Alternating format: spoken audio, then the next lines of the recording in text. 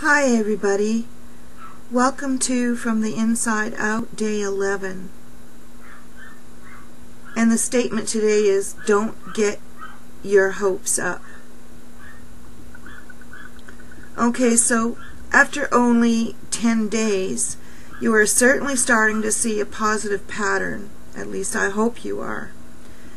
Biblical thinking replacing negative unbiblical thinking. That's exactly what this fast is designed to do. Replace long believed lies with the truth.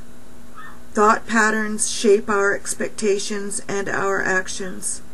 Like a magnet, our thought life attracts the things which fill our minds. Today's thought, "Don't get your hopes up," has subtly found its way into our heads.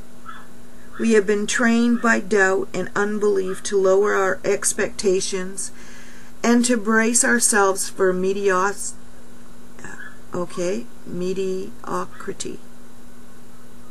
I think that's the way it's supposed to be spelled or sound. And the status quo. To hope is to look up, to have expectation. To hope is to live. Hope is like oxygen. It's like light in a dark and negative world. It has often been said man can live 40 days without food, 4 days without water, 4 minutes without oxygen, but not 4 seconds without hope. Proverbs 13:12 says, "Hope deferred makes the heart sick." When hope is put off to the side or dashed to the ground, your heart becomes sick. Most importantly, your heart becomes sick when you start hoping, when you stop hoping. Hope is a healer of the heart. Excuse me. Change it today. Get your hopes up. No matter what you can, always have hope. Psalms 78:7 says that they might set their hope in God. Keep your hopes up. 1 John 3:3 says, when you fix your hope on Him, you are then purified. When you don't see something happening, hope even more. The fact that you don't see it gives hope a reason to remain alive in your heart. Once you obtain something, you don't need to hope for it any longer. You already have it. It's when you don't see it that your hope has a reason to exist.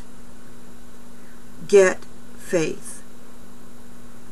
Faith is not like hope. Faith cannot be delayed. Faith is a tangible force and a substance. If you are exercising faith, no one will be able to tell you God's promises will not come to pass. All fear and doubt passes away, and you will be thoroughly convinced of God's promise in your life. There are no ups and downs, just a knowing and a sense of His presence. Faith will overcome all opposition.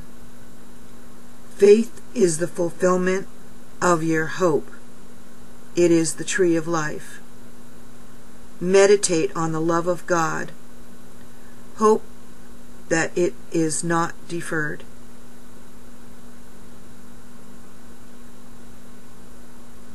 Delayed or disappointed comes from love. God's love in you.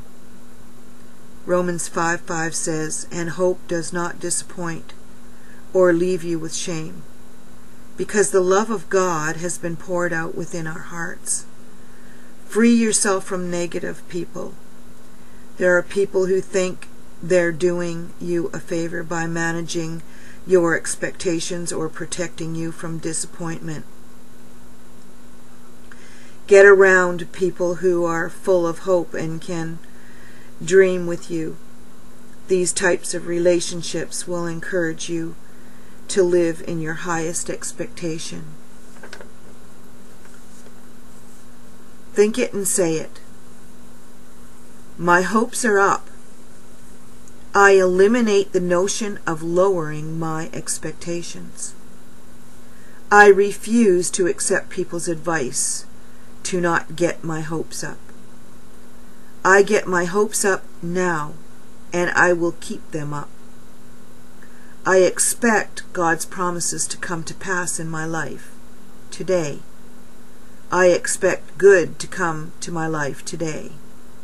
In my family, my home, my church, on my job, in my relationships, in my body, and in my finances. I expect ideas, favor, and wisdom to come to me. I look up, expecting to receive the best of what God has for me today. The power thought for today is, because of God's promises, I have unlimited and unhindered hope and expectation. Thank you for listening, and I'll see you day 12, and have a blessed day.